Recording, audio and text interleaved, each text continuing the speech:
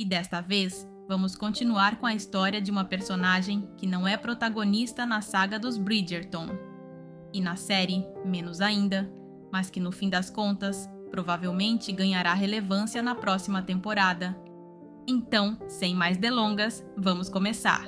Marina Thompson é uma personagem que, embora não faça parte do elenco principal de Bridgerton, ganhou grande relevância na série. A conhecemos desde a primeira temporada como uma jovem humilde, que rapidamente chegou a destronar Daphne Bridgerton como o diamante da temporada. Para nos situarmos melhor na história da personagem, vamos fazer um breve resumo da trajetória de Marina na série.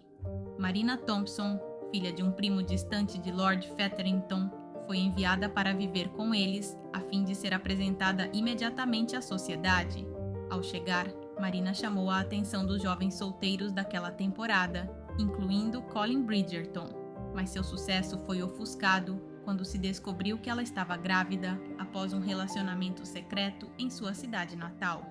O jovem envolvido nesse relacionamento era George Crane, um rapaz que havia sido enviado para a guerra e com quem Marina trocava cartas às escondidas, na esperança de que um dia ele voltasse para buscá-la.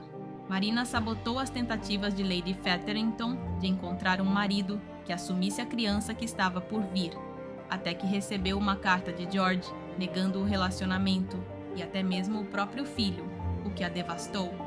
Na verdade, a carta havia sido falsificada por Lady Featherington, mas cumpriu seu objetivo e Marina começou a frequentar bailes e a receber os pretendentes que Lady Featherington lhe apresentava. A busca incansável parecia chegar ao fim quando a jovem conseguiu chamar a atenção de um dos solteiros mais cobiçados da sociedade londrina, Colin Bridgerton. O rapaz parecia tão encantado com Marina que ela não duvidava de que, se o seduzisse o suficiente, conseguiria que ele a pedisse em casamento.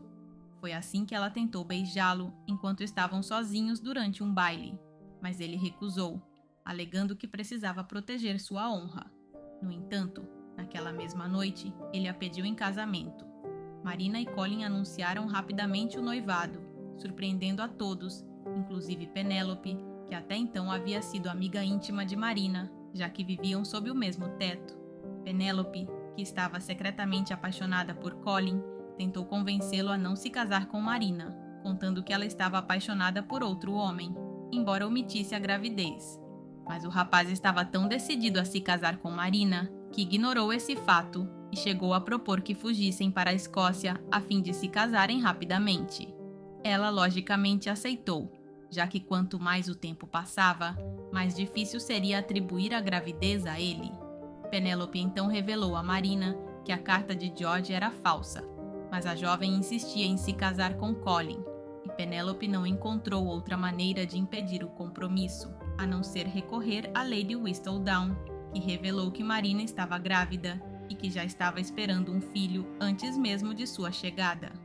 O noivado foi desfeito e Marina, desesperada, tentou abortar, mas fracassou na tentativa.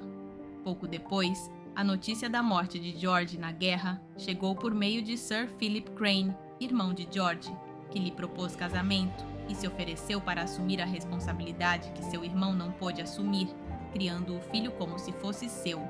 Marina não viu outra opção além de aceitar e, finalmente, partiu com Sir Philip para longe de Londres.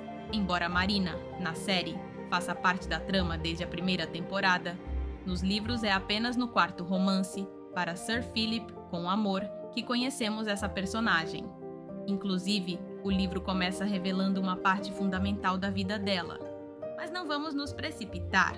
Comecemos pelo início, ou melhor, pelo que conhecemos como o início, já que tudo o que sabemos sobre Marina é contado por personagens externos e não por ela mesma.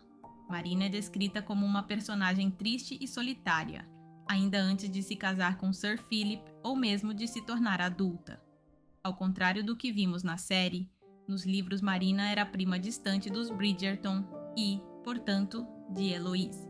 Nos encontros familiares, costumavam sentar-se juntas. Eloise lembrava do cabelo escuro e dos olhos claros, talvez azuis, de Marina, mas nada além disso. Tinham mais ou menos a mesma idade e, por isso, nas reuniões familiares, eram colocadas juntas. mas Heloise não se recordava de que tivessem algo em comum. Marina era uma menina muito quieta, quase contemplativa, que nunca ria e sempre preferia ficar lendo em vez de sair para brincar. Assim como os Bridgerton, Marina fazia parte de uma família bastante importante, detentora de títulos nobres, e ao crescer foi prometida a George Crane, o filho mais velho da família Crane e herdeiro do título de Barão de Gloucestershire. Mas os planos mudaram drasticamente quando George morreu, servindo seu país na guerra. E assim, Marina acabou se casando com Philip, o segundo na linha de sucessão dos Crane. Assim como na série, o casamento entre Marina e Sir Philip não foi uma união feliz. Ele não estava preparado para assumir seu papel como marido e lidar com as responsabilidades que surgiram após a morte do irmão e mais tarde do pai. Juntos tiveram 2 gêmeos, Oliver e Amanda, mas a relação entre eles não evoluiu de forma alguma.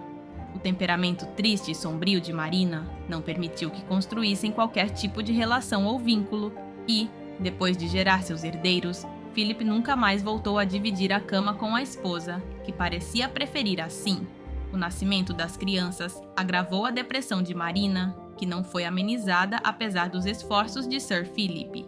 Era tamanha a tristeza da mulher que ele começou a pensar que poderia ser contagiosa, então decidiu lhe dar espaço e deixá-la em sua solidão. Os filhos haviam se acostumado com a ausência da mãe, a vê-la chorar constantemente e a compartilhar com ela apenas um breve momento ao final do dia, enquanto Philip optava por se refugiar em sua estufa, onde realizava experimentos e cuidava de suas plantas, cumprindo muito pouco seu papel de pai. A história de Marina culmina em uma tarde ensolarada, 8 anos após o casamento. Philip, que trabalhava como todos os dias em sua estufa, a vê sair caminhando em direção ao pátio, encorajado pela possibilidade de que um milagre tivesse acontecido e de que Marina finalmente decidisse assumir seu papel na família. Philip a segue, mas logo a vê afundar no lago.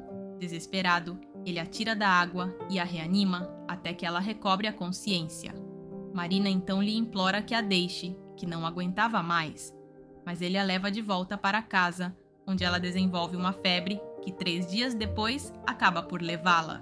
A morte de Marina não surpreendeu ninguém, nem mesmo seus filhos pequenos, que ao saberem da notícia, pensaram que talvez agora a mãe finalmente fosse feliz. Marina, nos livros, é retratada como uma mulher que nasceu triste, alguém que nunca soube o que era a felicidade e tampouco quis descobrir, uma mulher que parecia nunca ter encontrado um propósito na vida além da própria morte. O que você achou da história de Marina Thompson nos livros? Prefere essa versão ou a da série? E lembre-se, se você gosta desse tipo de vídeo, a melhor forma de me apoiar é deixar um like, se inscrever no canal e ativar o sininho das notificações. Nos vemos em um próximo vídeo.